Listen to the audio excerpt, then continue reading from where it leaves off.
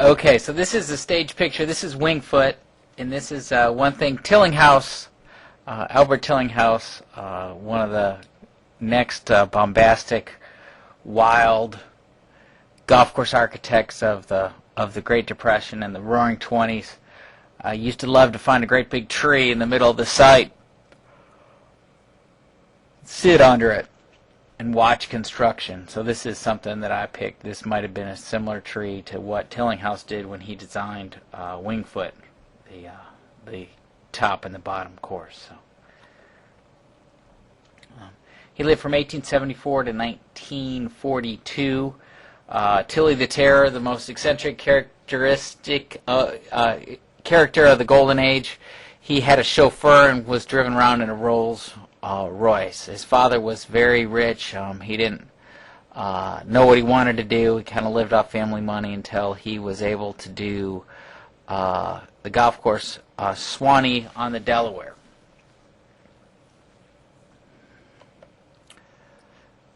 It was an excellent first effort. It was very well reviewed. A nice site that was hemmed in between the two rivers in the Pocono Mountains, where lots of people in the time used to vacation to get out of New York City. You can see the site between the two rivers. It turned out to be an excellent golf course.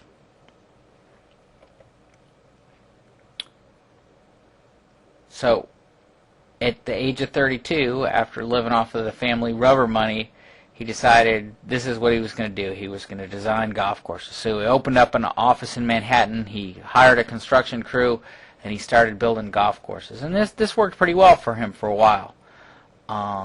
Did a lot of courses. He didn't have any of these great sites, but he has golf courses that to this day stand up to U.S. Open tournaments. Baltusrol, both courses, the upper and the lower. Wingfoot, the east and the west. Bethpage Black State Park, probably one of the two most famous public golf courses in the world. U.S. Open golf courses that anybody can play. Baltimore Country Club, and most of his courses were changed very little, and they survive to this day.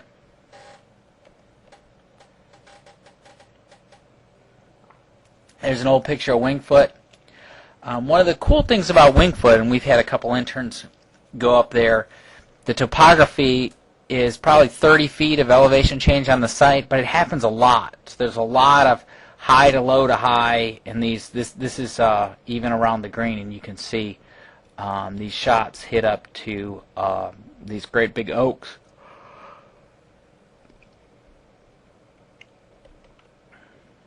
And there's a picture of it today. Interestingly, this golf course is very close to Manhattan.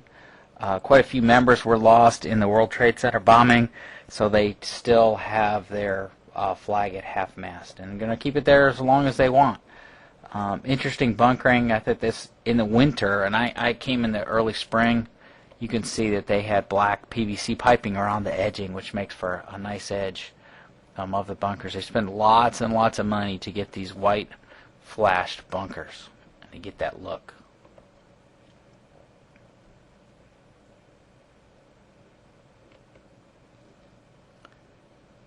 So then there's a close-up of that edging. I thought that was a pretty cool idea, and it kept the sand in the bunkers and kept the grass from going in, and then they'll pull that out once play starts.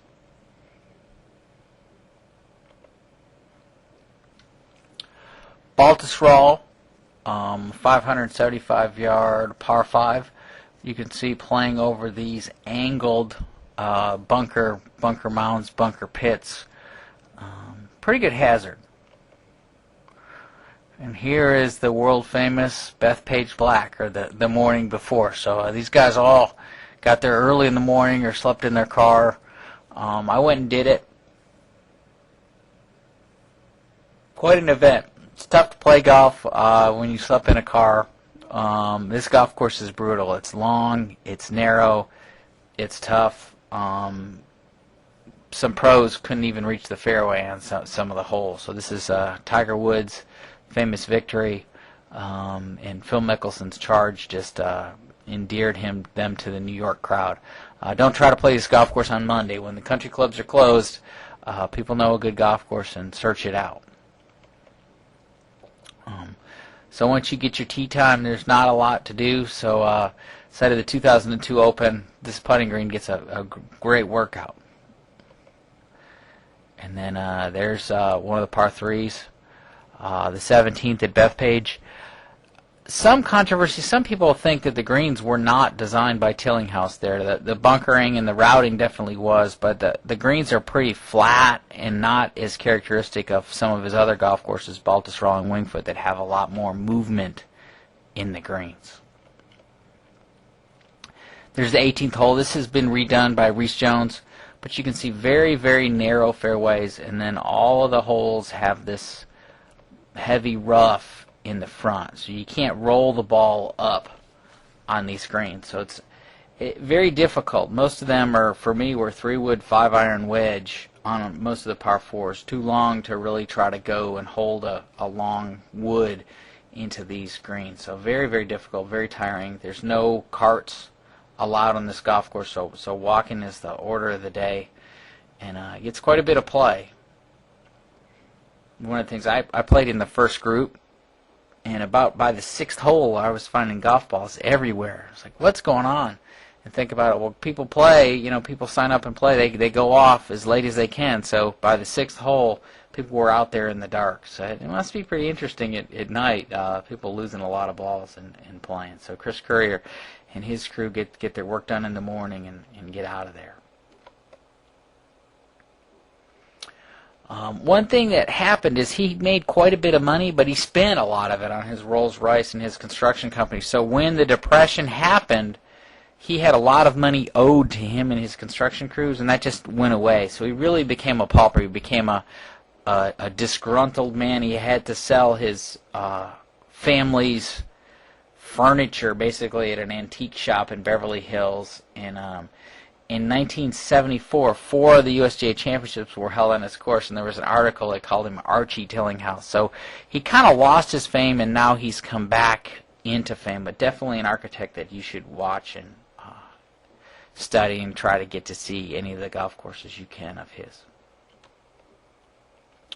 So this is a man who we're going to hear a lot about in the next couple of years. The U.S. Open is coming to Merion, Merion Cricket Club. And Hugh Wilson was selected as a member to be the guy to design the golf course, pretty much because he was a guy that could leave. He was an insurance broker, and he had time to go do this. He went to Britain to view the famous courses, visited the National Golf Links, talked to C.B. McDonald, and came back and designed one of the small gems of modern golf. So it's controversial whether this golf course is going to hold up. It's a very short golf course. There's not a lot of land to expand it. But we'll see how the USGA handles a tournament at the Merion Cricket Club. And Merion is the course that most of you know, that no flag sticks. The flag sticks are baskets, so prehistoric, and this is just to make it more difficult so you can't see what the wind is up on the greens. Here's the 16th, 435-yard par 5, so difficult. It's got some Tobacco Road feel to it, or some Pine Valley, and Pine Valley is the last golf course we're going to talk about in the Pennsylvania school. There's some overhead shots of Merion. The white faces of Merion is the bunkers that he came up with, and they used to lay sheets out and look at those to see where the bunkers would be, and he wanted everybody to be able to see the bunkers and plan accordingly. A very strategic layout.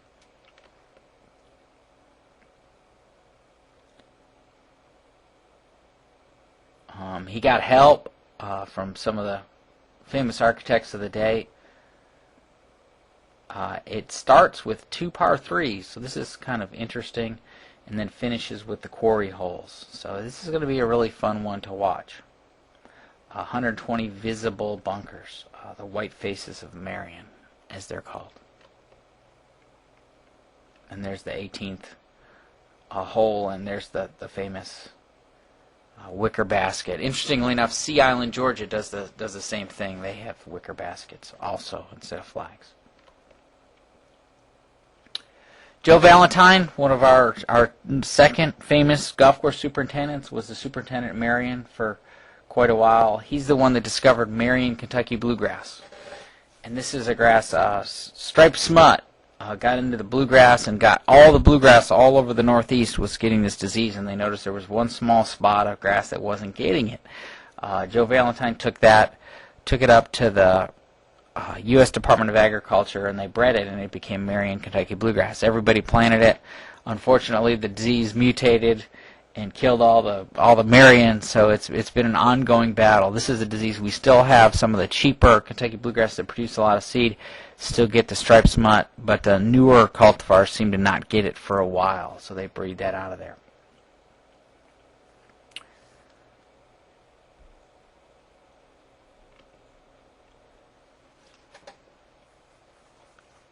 He did the West course at Merion. He finished 4 holes at Pine Valley that we're going to talk about in a little bit, and rebunkered the East course. Unfortunately, he died at a pretty young age of pneumonia, so Wilson didn't get to do a huge number of golf courses. Willie Flynn stepped in. He moved from Massachusetts to be the golf course superintendent after Valentine, and was mentored by Wilson to be a golf course architect. Flynn worked with Toomey. Toomey was a civil engineer at Merion. They started their own operation and worked for many years. So these are 2 of the first guys we're going to talk about that actually make it past the Depression. Tillinghast and McDonald and Ross really don't design any golf courses after the Depression, but Flynn does a little bit, and then Robert Trent Jones is going to be our main post-Depression era architect.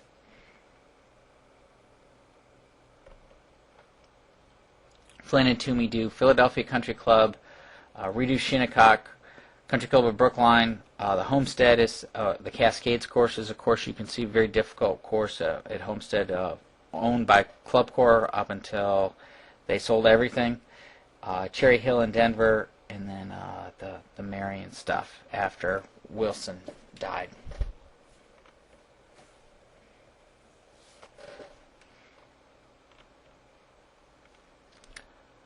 So the final thing we're going to talk about is probably one of the granddaddy golf courses, or the really important #1 golf courses every year, Pine Valley. George Crump was the driving force behind this golf course. Millionaire owner of hotels in Philadelphia decided to build this golf course where it was going to be a great place to build it. The Pine Barrens of New Jersey, home of the New Jersey Devil, which is another great story if you get a chance to read about. But this was an area very low in phosphorus. So the trees, 100, 150-year-old pine trees would be 10, 15 feet tall. So this worked very well. Unfortunately, after they added turf fertilizer for years and years, they've got some tree problems there also that they're working on. Mr. Crump moved to the site and made it his life's passion to build this golf course. And he brought in all kinds of consultants, all the great architects of the Golden Age, to help him design this golf course. And this is probably part of the reason why it's such an important golf course and why it's so good.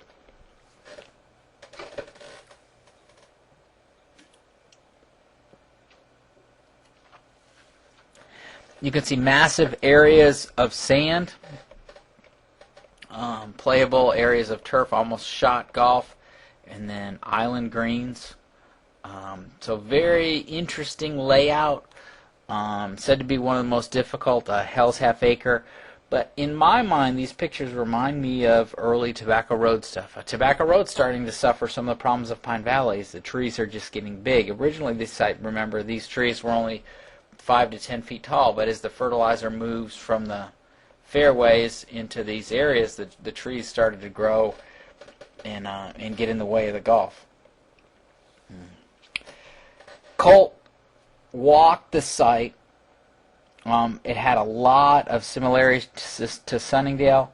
In 1914, construction begins. A lot of stumps were removed. These natural springs were used as lakes. Soils brought in. By 1917, all but 4 holes are built. And then Crump unfortunately passes away. Here's just a look of Pine Valley. Crump dies in January of 1918. Hugh Wilson comes in and finishes it. Walter Travis, Tillinghast, and Flynn all visited the course. Ross and Charles Blair McDonald pronounced it the greatest course in the country. So, very important Philadelphia golf course. Unfortunately, very difficult to see. So, there is a Crump Cup, which is a big amateur tournament where you can get in to see the tournament, but they don't publicize it. You have to park your car at a shopping mall, and they come with a school bus and load people on, but it is difficult to ever get to see this golf course. This is one of the legendary really rich people courses, and no tipping. If you're a member of this golf course and you get caught tipping somebody, you're kicked out of the club. So rich people sometimes like to protect their money.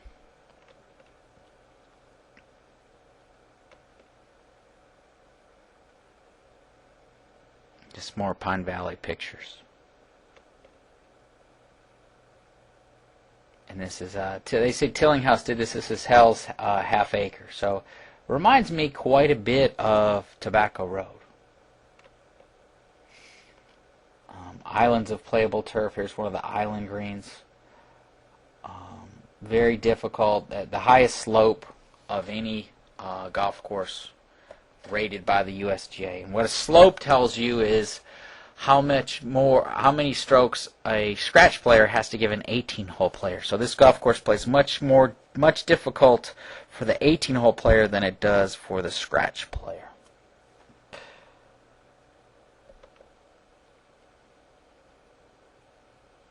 Magnificent islands of turf surrounded by the scrub, oak, and pine and sand of the Pine Barrens of New Jersey. This is a legendary area where the pirates from the Revolutionary War also hung out and hid from the British.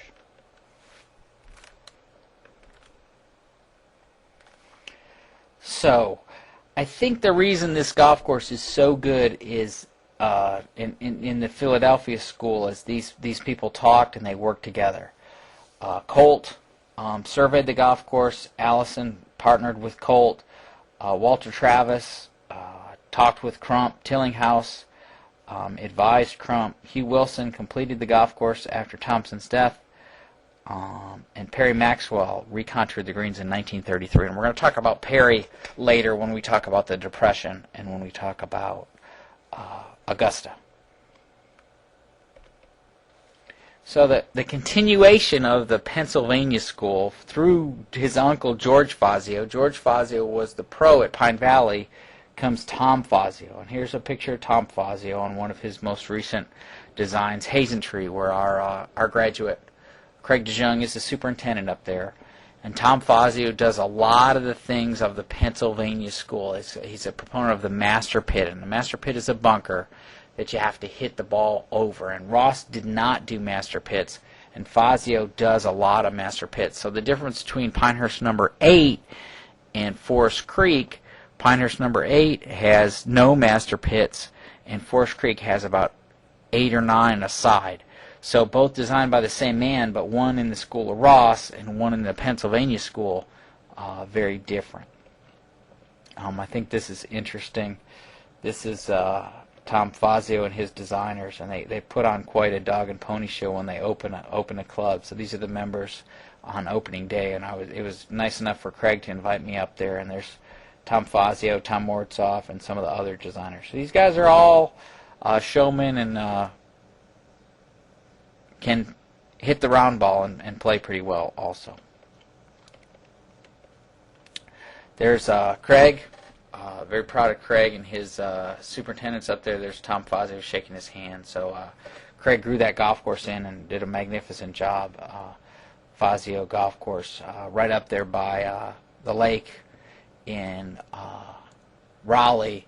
Basically, this is the lake that the drinking water comes out of. So this was a golf course that was difficult to get done, lots of permitting. Every hole is watered with effluent water, which is recycled water, reclaimed water, and none of that can get in this lake. So Craig does a magnificent job of managing that, and if there was ever a problem, he would pollute the entire Raleigh water supply. So pretty important, powerful job, and I'm very proud of the fact that he took that job right out from under a lot of the NC State grads' noses, so right up there in Raleigh. So Craig's doing a great job. His training at Forest Creek helped him very well with that.